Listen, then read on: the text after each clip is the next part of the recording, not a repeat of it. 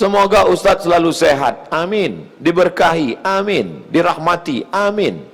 Mohon motivasi, insya Allah. Pemuda yang berhijrah terkadang merasa putus asa karena selalu teringat dosa di masa lalu. Kalau kau masih ingat dosa, alhamdulillah. Yang khawatir justru kau nggak ingat dosa. Setelah hijrah kau merasa sudah menjadi penghuni surga, yang lain masuk neraka. Setelah hijrah, bapaknya masuk neraka, emaknya masuk neraka. Yang masuk surga cuma dia, istrinya, sama gurunya. Di kaplingnya surga itu. Memang dia panitia akhirat. Orang yang diterima taubatnya ketika dia mengenang dosa-dosanya di masa lalu, maka hatinya hancur lebur, air mata tak tertahan menetes. Itu orang yang taubat nasuha. Ini sekarang punya banyak juga yang hijrah ini. Ustadz, saya ini dulu nakal. Kartu kuning sudah datang. Banyak juga saya ketemu orang yang sudah hijrah taubat. Apa kata dia? Ustadz, saya ini semua minuman sudah saya minum, semua perempuan sudah saya rasa, dari Afrika sampai Eropa. Ente taubat apa bangga? Dosa kok bangga? Ini yang taubatnya diterima Allah SWT. Rasa takut kepada Allah. Apa tujuan puasa 30 hari? Ya ayyuhalladzina amanu kutiba alaikumusyamu kama kutiba alal ladzina min qablikum la'allakum takut.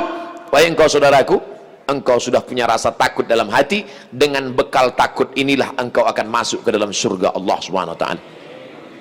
Ada orang minta jasadnya dibakar, abunya di laut dihanyutkan. Kenapa? Karena dia takut. Sebelum zaman Nabi Muhammad SAW, karena dia takut kepada Allah. Kata Allah SWT, karena dia takut kepada aku, masukkan dia ke dalam surga aku. Makanya di antara doa, Allahumma qasim lana min khasyatika ma tahulu bainana wa baina ma'asik. Tanamkan rasa takut ke dalam hati kami, sehingga dengan rasa takut itu kami tidak jadi melakukan perbuatan dosa.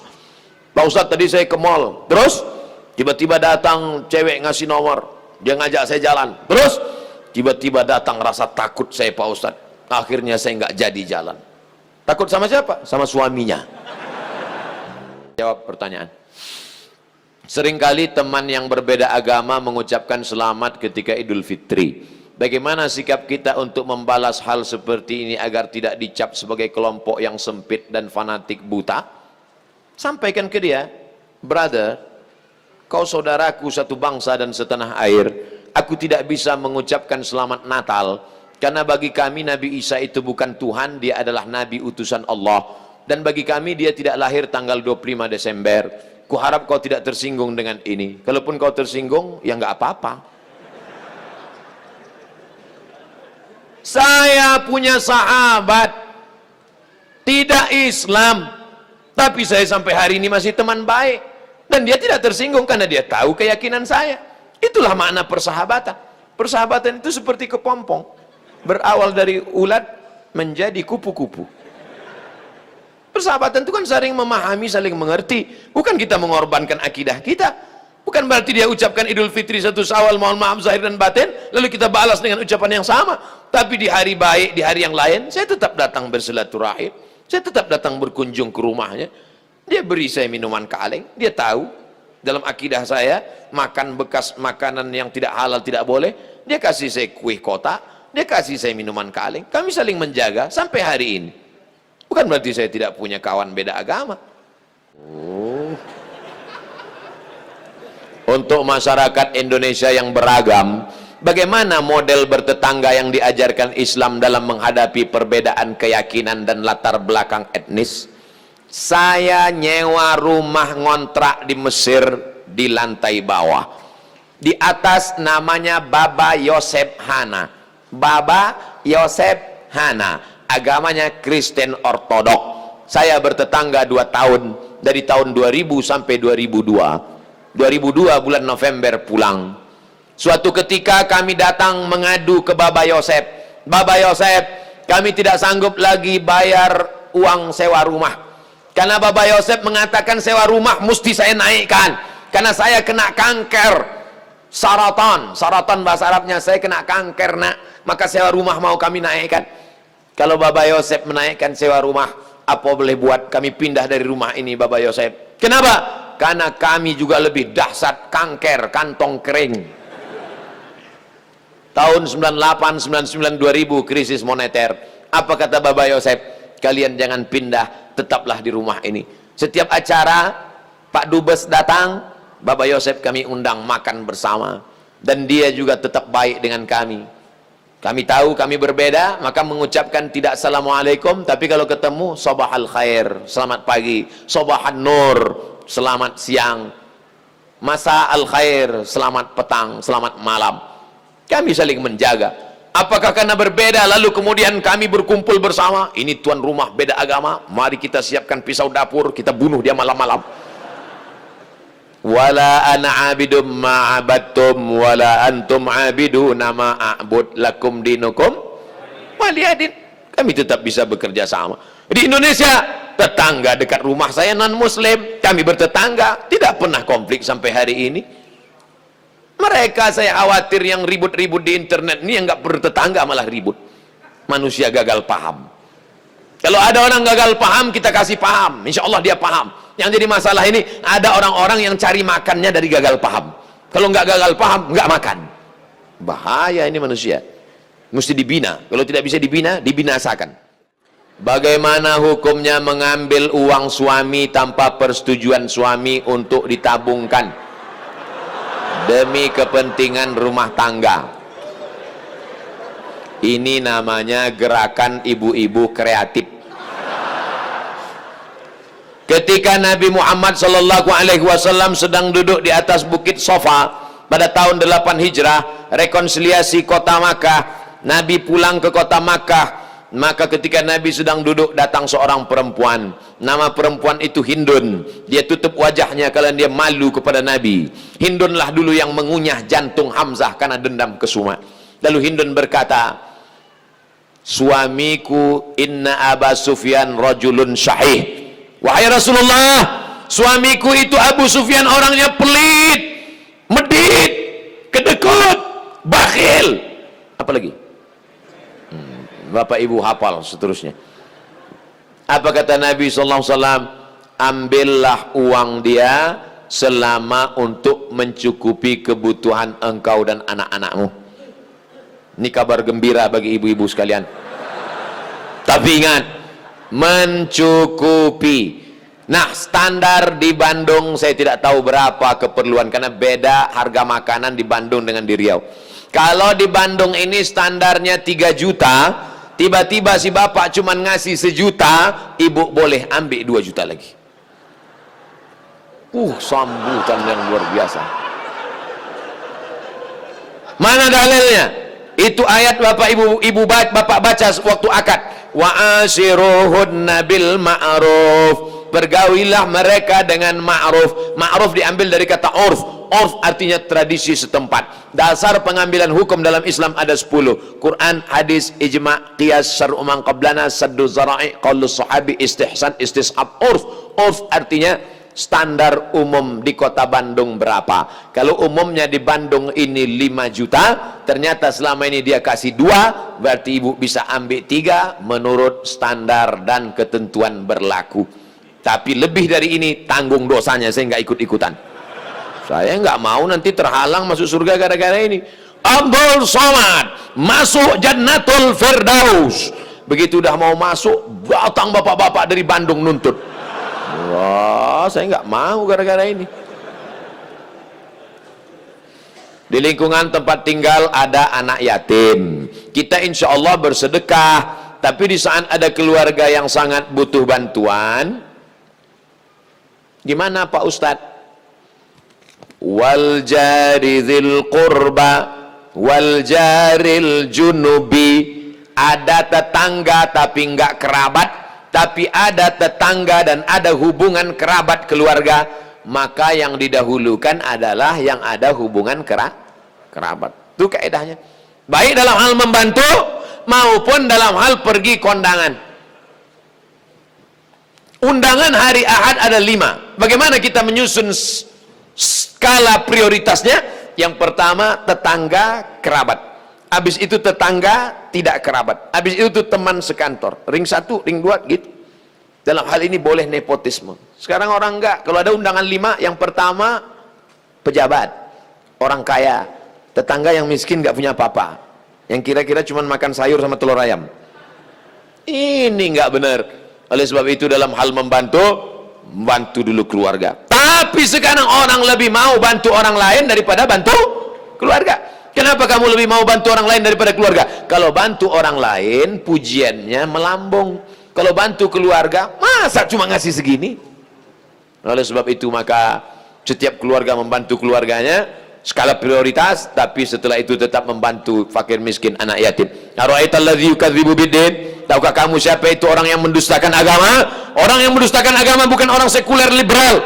Orang mendustakan agama adalah fadzalikal ladzi yad'ul yatim, menyanyiakan anak yatim, wala yahuddu ala ta'amil miskin, membiarkan fakir miskin. Fawailul lil musallin, lalai dalam salat, alladzina hum an salatihim sahun alladzina hum yura'un, riya, wa yamna'unal ma'un, melarang orang berbuat baik, tolong menolong. 5 ini mudah-mudahan kita tidak termasuk dalam pendusta agama. Sebelumnya mohon maaf Ustadz, pertanyaan ini keluar dari materi hari ini. Belakangan ini saya lihat banyak perkumpulan orang-orang atau komunitas mengaku Islam modern atau Islam yang bersatu dengan budaya. Bagaimana cara kita memandangnya agar kita tidak disebut musyrik dan diterima di kalangan masyarakat sebagai pecinta budaya daerah? Ini pertanyaannya umum. Kalau mau nanya ke saya masalah hukum fikih, sebutkan secara spesifik satu contoh kasus. Karena kalau cerita masalah budaya, maka saya pecinta budaya. Peci ini agama atau budaya? Budaya. Mana ada hadis Nabi, sahabat, tabi'in, Imam Syafi'i pakai peci? Ini budaya. Saya pakai budaya ini sekarang. Maka kemana-mana saya mau menunjukkan budaya. Ketika di Maroko pun waktu sidang S3, saya pakai ini. Saya mau menunjukkan saya orang Indonesia. Saya pakai batik. Batik itu budaya? Budaya. Apakah salah saya pakai peci dan batik? Tidak.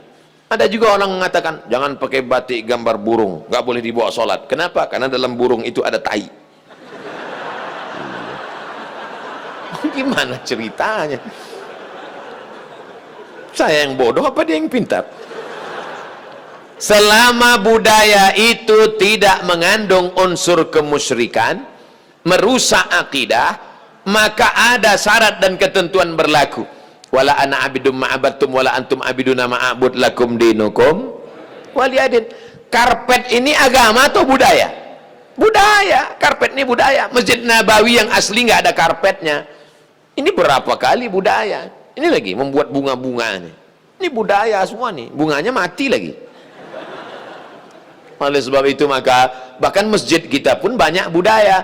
Ini bangunan melengkung di tengah, tiang melengkung di tengah disebut dengan kubah. Kubah itu budaya dari Bizantium, Romawi. Makanya bangunan-bangunan Romawi, coba tengok gereja-gereja ortodok di Moskow pakai kubah. Orang yang tidak ngerti dia tengok, loh kok ada masjid di Moskow, padahal itu katedral. Bangunan itu adalah budaya Eropa, budaya Bizantium, budaya Romawi kuno, diambil, maka tidak jadi masalah karena tidak terkait dengan akidah. Begitu juga dengan tiang menara masjid, itu bukan agama, itu budaya. Karena dulu di Mesir ada namanya tiang tinggi tempat api di tepi laut, supaya para nelayan kalau tengah malam jangan sampai kapalnya nabrak ke pantai. Maka disebutlah tempat itu mercusuar, sehingga di tengah malam dia ngelihat. Waktu itu belum ada GPRS, maka dia lihat, oh kita udah dekat di tepi pantai, maka layar mesti diarahkan ke melawan angin supaya kapal tidak laju, supaya tidak kencang. Lalu kemudian ketika orang Islam melihat ada menara tinggi, apinya dibuang, muazzinnya naik ke atas, Allahu Akbar, Allahu Akbar. Sekarang muazzinnya di bawah, mikrofonnya ke atas, sound systemnya di atas. Sekarang nggak ada lagi kabel, wireless. Ini semuanya budaya. Selama budaya itu tidak merusak akidah, maka boleh. Yang nggak boleh itu budaya celana pendek. Kenapa? Karena melanggar syariat Islam. Nampak pangkal paha dan lutut, tidak sah salat. Selama budaya tidak melanggar akidah, maka dia boleh dilaksanakan. Budaya itu apa Pak Ustaz? Hasil cipta karya karsa manusia yang tidak ada wahyu di dalamnya. Pak Ustaz, saya mau tanya, kenapa hati saya selalu gelisah padahal saya sudah perbanyak istighfar? Tolong masukannya. Semoga Pak Ustaz selalu dilindungi Allah Subhanahu wa taala. Di mana letak gelisah itu? Di dada sebelah kiri. Nama tempatnya jantung. Tapi ada yang bilang hati Pak Ustaz, kombinasikan aja dua, jantung hatiku. Berdegup dan berdetak di sebelah kiri. Coba rasakan. Bagi yang tak merasakan, lapor ke panitia. Kain kapan sudah siap. Makanya kadang kita bangun tidur nggak ada angin, nggak ada hujan, risau, suntuk di dalam. Tapi begitu kita ambil wudhu, sholat, terasa dia seperti kopi yang habis diaduk, tiba-tiba bening. Ala bidzikrillahi tatmainnul qulub. Dengan banyak berzikir mengingat Allah, maka hati akan menjadi tenang. Ya muqallibal qulub, wahai engkau yang membolak-balikkan hati, tsabbit qalbi, kokohkan hatiku, ala dinik wa ala ta'atik. Apakah materi bisa menenangkan hati? Tidak. Materi hanya bisa menenangkan materi. Materi lambung. Lambung hanya bisa ditenangkan dengan materi. Apa dia? Nasi uduk, ayam penyet, ayam pop, ayam mati. Tapi non materi hanya bisa ditenangkan dengan agama.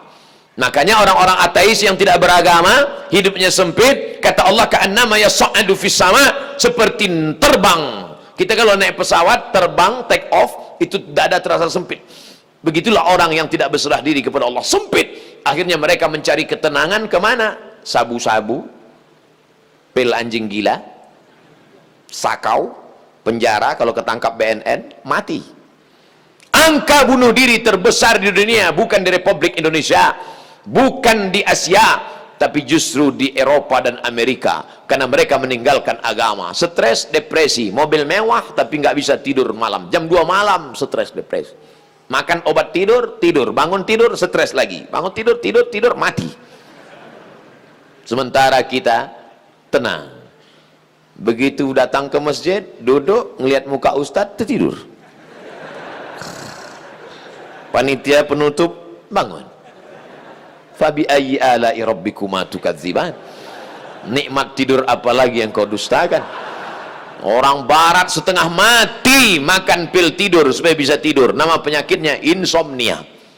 Orang kita baru ngelihat. Berikut ini mari kita dengarkan tausiah. Demikianlah tausiah ini saya sampaikan. Tunggu lagi. Kurang apa lagi? Maka kalau ada teman di sebelah tidur, biarkan. Dia sedang mensyukuri nikmat Allah Subhanahu wa taala. Jadi Pak Ustadz jawabannya, perbanyak zikir.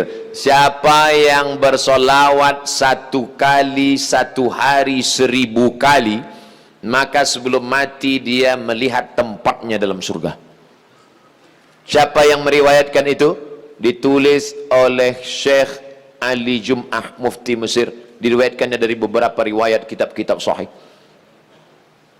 Jadi kau beberapa kali istighfarnya, coba amalkan ini. 1 kali 1000 kali, 1 hari 1000 kali. Beli tasbih yang ujungnya ada 10, 100 kali putar. Allahumma sholli ala sayyidina Muhammad wa ala ali Muhammad. Allahumma sholli ala sayyidina Muhammad. Kadang-kadang belum sampai 200 kau udah tertidur. Bangun lagi, sambung lagi. Allahumma sholli ala sayyidina. Malu bawa tasbih, pakai tasbih digital yang pencet itu. Allahumma sholli ala sayyidina. Allahumma sholli ala sayyidina. Tapi pelan-pelan. Kadang ada yang pakai tasbih itu. Macam makan bakwan kepanasan.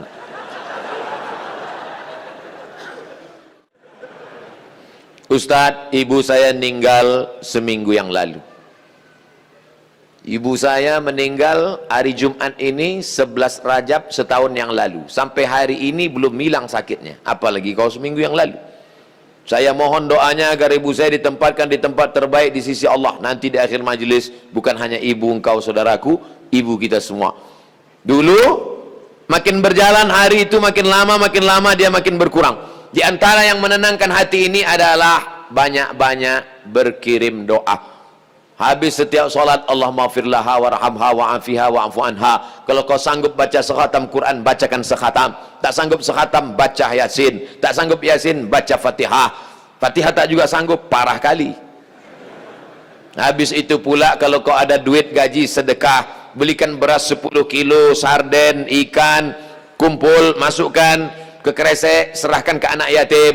Sebutkan, ni anak yatim tolong doakan almarhumah ibu saya. Di mana dulu tempat dia solat, kau buka sajadah solat kau di situ, menenangkan hati. Wasta'inu bis sabri wassalah. Mintalah tolong kepada Allah dengan sabar dan solat. Saya tahu, man lam yadhuq lam ya'rif man lam yadhuq. Orang yang tak meninggal ibunya, tak dapat dia merasakan bagaimana sakitnya kehilangan. Oleh sebab itu, maka yang masih ada ibunya, pulang dari sini, kau belikan makanan kesukaannya, datang ke rumahnya, cium tangannya, suapkan makanan, peluk dia, cium keningnya, senangkan hatinya. Hanya itu yang dapat membuat kau bahagia. Kalau kau ingin rezekimu seperti rezeki raja-raja, perlakukan ayah ibumu seperti raja. Insya Allah semua kesulitan hidupmu akan diberikan Allah kelapangan, insya Allah. Amin ya rabbal alamin.